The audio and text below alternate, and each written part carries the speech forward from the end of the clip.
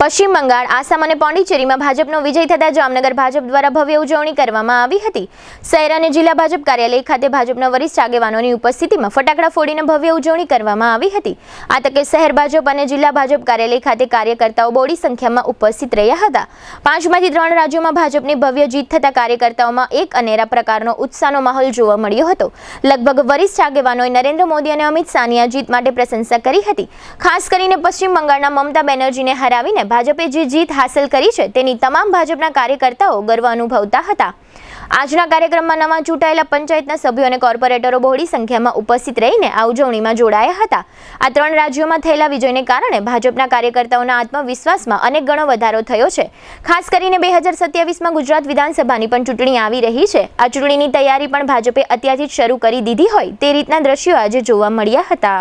અમારા સ્થાપક વિચારધારાના ડોક્ટર શ્યામા પ્રસાદ એ પણ બંગાળના હતા। રવિન્દ્રનાથ ટાગોર બંગાળના હતા। વંદે માતરમનું ગીત જેને આપ્યું હતું અને રાષ્ટ્રવાદી વિચારધારા જેને આપી હતી ડોક્ટર શ્યામા પ્રસાદે, એમાં જે ભાજપનો ભગવો લડાણો એનો અમને આનંદ છે। નરેન્દ્રભાઈનું નેતૃત્વ, નીતિન નબીનજીની કાર્ય પદ્ધતિ સંગઠનની અને અમિતભાઈની ચાણક્ય નીતિથી અને બંગાળની જનતાનો અપાર પ્રેમ અને બંગાળના કાર્યકર્તાનો પરિશ્રમથી આ પરિણામ આવ્યું છે। બંગાળ હોય, આસામમાં પણ 100 સીટ આવી છે, આમાં પણ 200ની નજીક છે અને પોંડિચેરીમાં પણ 30માંથી 23 સીટ આવી છે। એટલે પૂરું ભારત નરેન્દ્રભાઈના નેતૃત્વમાં અને નરેન્દ્રભાઈની વિકાસની રાજનીતિમાં આખું ભારત ભાજપમય બની રહ્યું છે એ આ રિઝલ્ટ ઉપરથી દેખાય છે। આપણા દેશની જે 5 રાજ્યોની ચૂંટણી હતી એમાં ઐતિહાસિક પરિણામ 3 રાજ્યો એટલે કે પશ્ચિમ બંગાળ, આસામ અને પોંડિચેરીમાં ફરીથી એક વખત એનડીએની સરકારની જ્યારે સ્થાપના નાગરિકોના આશીર્વાદ અને વિશ્વાસથી થઈ હોય, એક ઇતિહાસ પશ્ચિમ બંગાળની જીત માનનીય પ્રધાનમંત્રીશ્રીના નેતૃત્વમાં જે પ્રકારે ભારતીય જનતા પાર્ટીની થઈ છે અને આ ઐતિહાસિક જીત કદાચ એને આપણે સમર્પિત કરી શકીએ તો જે રીતે આજ સુધી મમતા બેનર્જીએ લોકોમાં એક ભયનો માહોલ કરી, તૃષ્ટિકરણનું રાજકારણ કરી, રોહિંગ્યાનું રાજકારણ કરી, વોટ બેંકનું રાજકારણ કરી અને જે અમુક વર્ગોને અસુરક્ષિત કરી, મહિલાઓને અસુરક્ષિત કરી જે પ્રકારે એનું શાસન ચલાવ્યું હતું એનો મુંહતોડ જવાબ આ મજબૂત પરિવર્તનના માધ્યમથી પશ્ચિમ બંગાળના સર્વે નાગરિકોએ આપ્યું છે।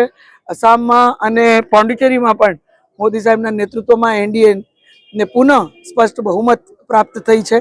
ત્યારે પશ્ચિમ બંગાળના લોકોએ એક મજબૂત જાકારો ટીએમસીને અને મમતા બેનર્જીને મોદી સાહેબના નેતૃત્વમાં આપ્યો છે। ત્યાંના બહેનોએ પણ બહુ મજબૂતીથી ભારતીય જનતા પાર્ટીમાં પોતાના આશીર્વાદ રૂપી મત આપી અને જે મહિલા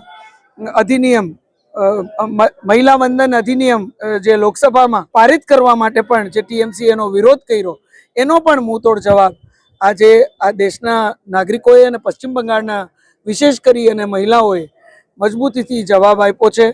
અને ભારતીય જનતા પાર્ટી મોદી સાહેબના નેતૃત્વમાં જે રીતે વિકાસ યાત્રા આગળ વધી રહી છે એને પોતાનો વિશ્વાસ મત આપી અને પશ્ચિમ બંગાળને પણ આ વિકાસ યાત્રા સાથે સુરક્ષિત વાતાવરણ માટે અને બહેનો સુધી કોઈ એનો અધિકાર પહોંચાડી શકે તો માત્ર ને માત્ર ભારતીય જનતા પાર્ટી મોદી સાહેબના નેતૃત્વમાં પહોંચાડી શકે એ પ્રકારનું જે પરિણામ શક્ય કર્યું છે।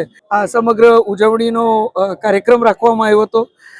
કાર્યકર્તાઓમાં ખૂબ જ ઉત્સાહ છે, વિશેષ કરીને બહેનોમાં ખૂબ ઉત્સાહ છે કે હવે કાયદેસર પશ્ચિમ બંગાળના જે બહેનો છે આજ સુધી એના અધિકારોથી જે વંચિત રહ્યા હતા, જે અસુરક્ષિત એ રાજ્યમાં મહેસૂસ કરતા હતા એ વાતાવરણ હવે બદલશે અને બહેનો સુધી એનો અધિકાર પહોંચશે તો ખૂબ ઉત્સાહથી જામનગર મહાનગરના સર્વે કાર્યકર્તાઓ અને એની સાથે નાગરિકોએ જોડાઈ અને ખૂબ ઉત્સાહથી આ જીતની ઉજવણી કરી છે।